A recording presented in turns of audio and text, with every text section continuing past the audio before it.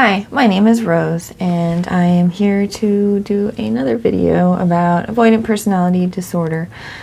I feel like this is such a weird personality disorder to have or to talk about, and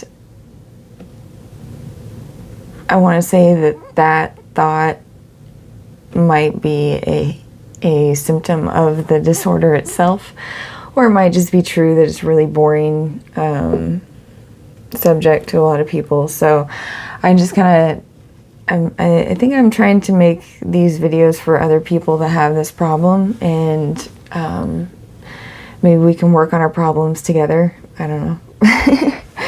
So anyway, today I wanted to talk about COVID. So apparently, obviously this is something that we've all been dealing with over the entire world, and it's not just an America thing, it's not just a Middle Eastern thing or whatever. We've all had the same problem, and I think it's been weird for me, maybe in a different way than it has been for other people. And what I mean by that is, I think that most people really they want to get together with other people. They need some sort of social aspect in their life where they're weird, like human beings are a social species.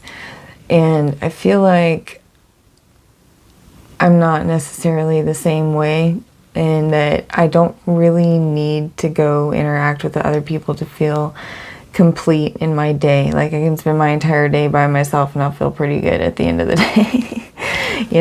So when they started doing the lockdowns, I live in Seattle, near Seattle, Washington, so we did lockdowns kind of early because we were the first ones in America to really get COVID. I think it was us in New York were the first two, and so we locked down fairly early, if I remember right, and it was almost cool because all of them, I don't know anyone that's died from it, so that's cool, but I know a bunch of people that got it, and so I'm sorry to those people, and I haven't gotten it yet, knock on wood, so yeah.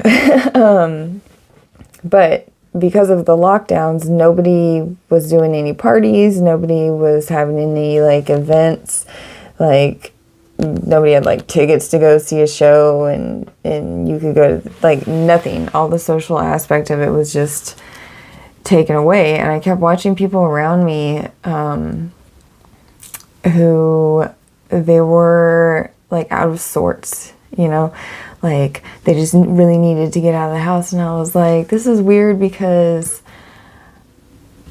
that's almost how I felt most of my life, just out of place. And it was kind of cool seeing everybody else have that problem, So I thought that was really cool, actually. It was like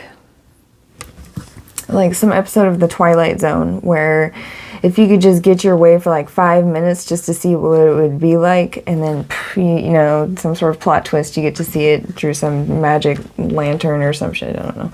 But,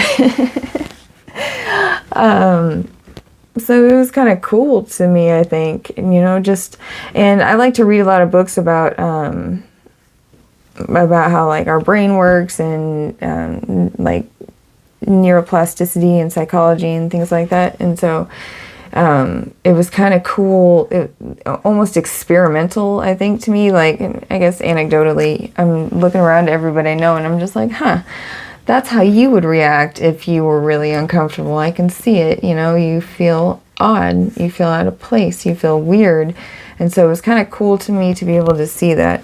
And I'm curious if any of you who have this disorder felt the same way, or if you felt more, maybe you were less comfortable with the isolation.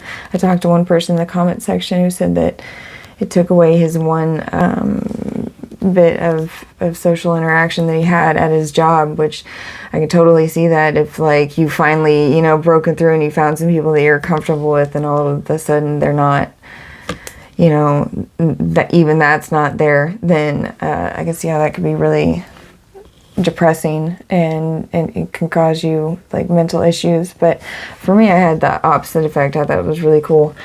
So I'm curious. So maybe in the comment section, let me know how it made you feel. But I just thought, I think it was also really cool because like there was no obligation. Like nobody was like, oh, Rose didn't come to my birthday party.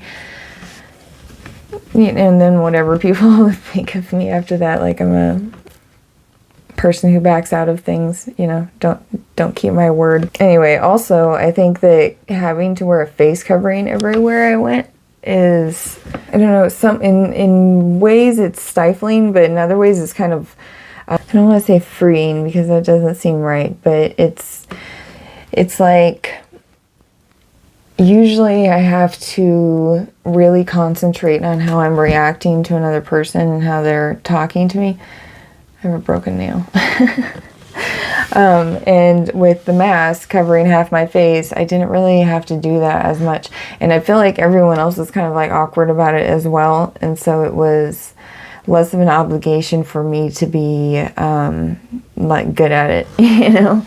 Like if no one can see me smile, that's not my fault, you know? So I thought that aspect of it was kind of cool. And I also think it's really not great as human beings to cover our faces, and I know that like maybe that's a controversial thing to say because, you know, people in Arab countries do cover their faces regularly. I'm not saying that that's a bad thing, but I think that the act of smiling at other people is really beneficial to their mindset. Like I read this one book, I want to say it was How to Win Friends and Influence People, where he said that one of the ways you get other people to like you is just by smiling at them, because if you smile at another person, they will mirror you and they will also smile. And when they smile, it automatically releases endorphins in their brain, makes them a little bit happier. And when they're a little bit happier, every time they see you, they automatically associate you with a good feeling. So I think when you take that aspect of it out of consideration, when it's like not a thing, you can't just smile at anybody, you know, you see walking down the street now, because now they're like, why aren't you wearing a mask?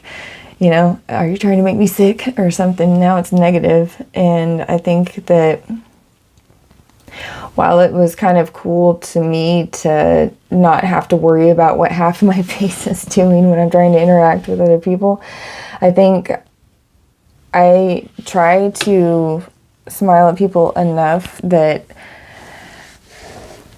it's kind of like one of the only tools in my box that I know, like, I'm pretty good at that. Like, I can smile at another person and usually it will make them smile. That works for me. But other things don't work for me. Like having a conversation with a person just doesn't work for me. So I don't know. It's like taking away a tool while giving me another tool at the same time. Also, one of the things that I've learned to do, and you might not have the pleasure of having ridiculously bad eyesight, but I do, and I wear contacts, and when I take my contacts out, I wear glasses, obviously, and there's been certain times where, like, I know the layout well enough, and I'm not like blind, but I can still see things. They're just fuzzy. But there's been times where like I can go to a job or whatever, right? I drive there and then I take my contacts out or take my glasses off, and then everything is kind of blurry, and then I can go about the day very well. I don't see people's faces in clear detail at that point. So to me, it's almost like putting a veil up over their face so that I don't have to worry about what their face is doing when they're trying to interact with me. Like, I just kind of am normal at that point because I can't see their reaction. So I don't know if anybody else has any tricks like that, but that has kind of worked for me. It's been one of the only things that's actually made me kind of comfortable around other people, is being able to not fully see their face. And I feel like that sounds kind of psychopathic. Psychopathic? Is that the right word? I'm not sure. Sounds like I'm a psychopath, that I just don't want to see other people's emotions, but it's like I would rather sense their emotions than see it. It's almost like if I can see it, then it's almost like it confirms the worst to me for really no apparent reason. You know, maybe other people are also socially awkward and that's why they're making that weird face. It's not just because they hate me. And also, if I don't see the other person's face and I'm not trying to critique what their face is doing, then in my mind, I'm not also trying to critique what my face is doing. And if I'm not critiquing what my face is doing, then I can act normal. I can just react the way I'm supposed to, you know, like the way a normal person would react. So I don't know. If you guys have any other tricks like that, please let me know, because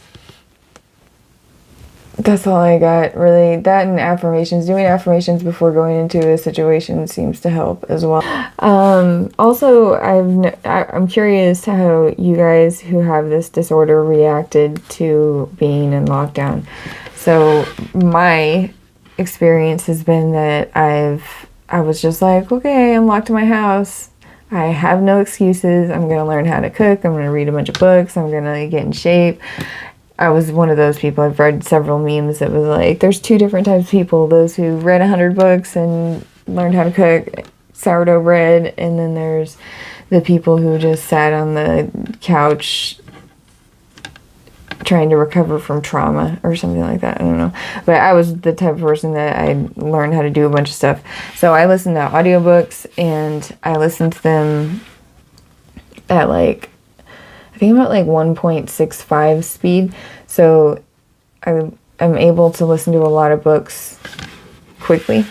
And because of that, I read like, I don't know, like 120 books over the last year and a half. And I did that, I think, because of COVID, because I was just like, oh, what else am I going to do? You know, like I hang out with my kids, I clean my house, I work on my garden, and I, you know, drive to my job. And almost everything that I'm doing, I can like listen to something in a headphone at the same time.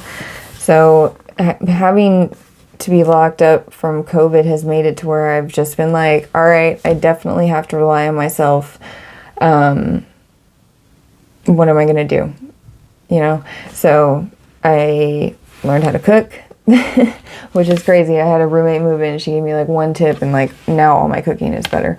So that's pretty great.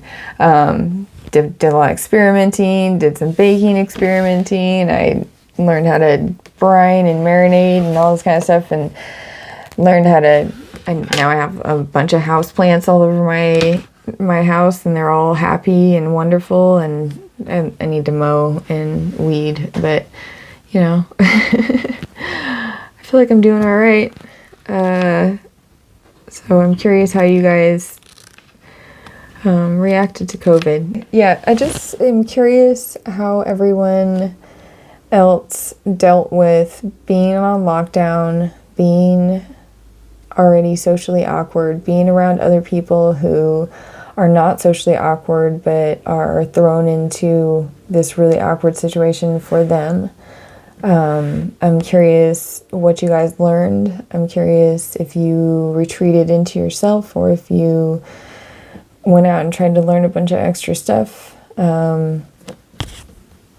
I'm curious how you feel about having to wear a mask, and I'm curious what other type of tricks you use to be able to talk to people, if any. Maybe you don't have any. I don't know. But